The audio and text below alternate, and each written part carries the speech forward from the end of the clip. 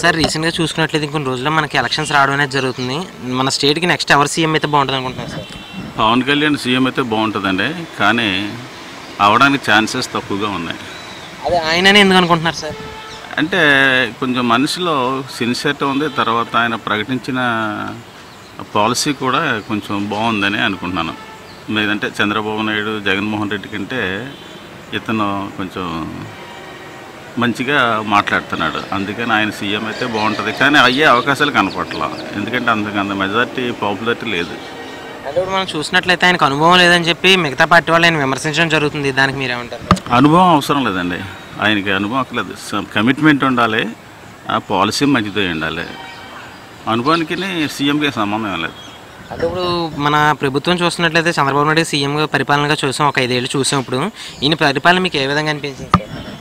అంత సాటిస్ఫాక్టరీగా లేదండి. చంద్రబాబు నాయుడు పరిపాలన అంత సాటిస్ఫాక్టరీగా లేదు. ఆయన 3 సార్లు సీఎం అయ్యాడు కదా, ఆయన చెప్పేదోటి చేసేదోటి చేస్తుంటాడు. అంచేత ఆయన మీద నాకైతే నమ్మకం లేదు. అంటే ఇప్పుడు చూసినట్లయితే ఆయన నిరుద్యోగ వృత్తి అని అన్నా క్యాంటీన్ అని చెప్పి పథకాలు అది కూడా ప్రవేశపెట్టడం జరిగింది. దాని మీద మీరు ఏమంటారు సార్? అన్న మంచిదే, అది మంచిగా పెడుతున్నాడు, కానీ అవి సరిపోవు. అవి అన్న క్యాంటీన్ పెట్టచ్చు, ఇంకా ఏమైనా వెల్ఫేర్ మెజర్స్ తీసుకోవచ్చు సామాన్య ప్రజలకు ఉపయోగపడేవి, కానీ అవి టోటల్గా సరిపోవు. అవి టోటల్గా సమాజంలో మంచిగా సరిపోదు. అది ఇంకా రాడికల్ చేంజెస్ కావాలి. అంటే ఇప్పుడు చూసినట్లయితే మన స్టేట్కి స్పెషల్ స్టేటస్ అనేది ఇంకా రాలేదు సార్. అప్పుడు ఎలక్షన్లు వచ్చి 5 years కూడా అయిపోయింది. సో అది ఎవరి వైఫల్యం అంటారు సార్? ఆ స్పెషల్ స్టేటస్ అనేది పెద్ద బోగస్ అండి. స్పెషల్ స్టేటస్ వచ్చినంత మాత్రం చేత స్టేట్ ముందుకు వెళ్ళిపోదు.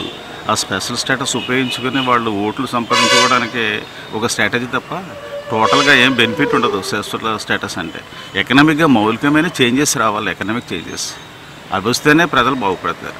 అంటే రీసెంట్గా చూసినట్లయితే ఎలక్షన్స్ ముందు చంద్రబాబు నాయుడు గారు వాళ్ళ అబ్బాయిని మినిస్ట్రీ ఇచ్చి చాలా విమర్శలు పాలయ్యారు. మిగతా ప్రజలు కూడా చాలా విమర్శించుకున్నారు, అర్హత లేని వాళ్ళని ఎలా చేస్తారని చెప్పి.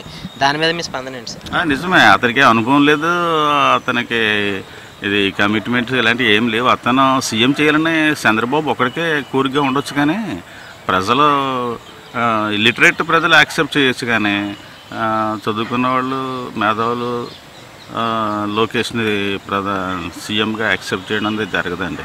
అది మంచిది కాదు డెమోక్రసీలో. అంటే ఇప్పుడు చూసినట్లయితే జగన్ గారు ప్రతిపక్ష నేతగా విఫలమయ్యారని చెప్పి కూడా చాలా విమర్శలు వెలువెత్తాయి. దాని మీద మీ అభిప్రాయం ఏంటి సార్? ఆ జగన్మోహన్ రెడ్డికి అవకాశం వస్తే కదా విఫలం అవడానికి. ప్రతిపక్ష నాయకుడికి విఫలం అవడం ఉంది. ప్రతిపక్ష నాయకుడిగా ఆయనకున్న స్ట్రాటజీస్ ఆయన ఇంప్లిమెంట్ చేస్తున్నాడు. అసెంబ్లీలో ఆయన మాట్లాడడానికి అవకాశం ఇవ్వట్లేదు అని చెప్తే, అవకాశం ఇవ్వనప్పుడు అసెంబ్లీకి వెళ్ళడం ఎందుకు మనం అని చెప్పేసి మానేస్తాడు. అది ఒక రకంగా మంచి స్టెప్ కావచ్చు. రెండోది ఏంటంటే, ప్రజలు ఎన్నుకున్న తర్వాత అసెంబ్లీలో తప్పనిసరిగా ఉండాలి. అసెంబ్లీ వదిలిపెట్టిపోతే ప్రజల సమస్యలను రిప్రజెంట్ చేయడం జరగదు కదా. అసెంబ్లీని బాయ్కట్ చేయడం తప్పే, కానీ అతనికి ఇంకా ఆల్టర్నేటివ్ లేక ఆ విధంగా బాయ్కట్ చేసాడు.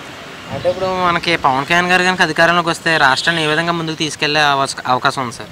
అంటే పవన్ కళ్యాణ్ కొంచెం కమిట్మెంట్, హానెస్టీ అని అనుకుంటున్నాను నేను. అతనికి వేరే స్వలాభం ఏమీ లేదు. అతనికి డబ్బు సంపాదించుకోవాలని అదేని ఇదేనే లేదు. ఏదో కొంత సర్వీస్ చేయాలి ప్రజలకి అనే ఉద్దేశంతో అతను వద్దారని అనుకుంటున్నాడు. అది సరిపోదు. ఆయనకున్నటువంటి స్టామినాకి సీఎం కాలేడండి అతను. అంటే ఇప్పుడు చూసినట్లయితే మా స్టేట్లో చంద్రబాబు నాయుడు గారు మొదలుపెట్టిన పనులన్నీ సగం అయ్యాయని చెప్పి అందరూ అనుకుంటున్నారు. మళ్ళీ ఆయనే సీఎం అయితే అన్న ముందుకెళ్ళే అవకాశం ఉందంటారు? అది చాలా తప్పుడు ఆర్గ్యుమెంట్ అండి. అది ఎవడొచ్చినా ఆ పాలసీలన్నీ మంచి అయితే కంటిన్యూ చేస్తారు, చెడ్డ అయితే డిస్కంటిన్యూ చేస్తాడు. ఇప్పుడు దాన్ని పోలవరం ఉందనుకోండి, పోలవరం కంటిన్యూ అవుతుంది కదా, దాన్ని ఎవడు ఆఫ్ చేస్తాడు?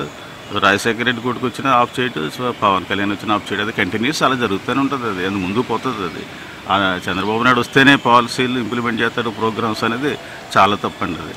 సో అంటే మీకైతే పవన్ కళ్యాణ్ గారు సీఎం అవ్వాలని కోరుకుంటున్నాను. పవన్ కళ్యాణ్ సీఎం అవ్వాలని కోరుకుంటున్నాను. If you like the video, please like us and subscribe Tollywood Nagar.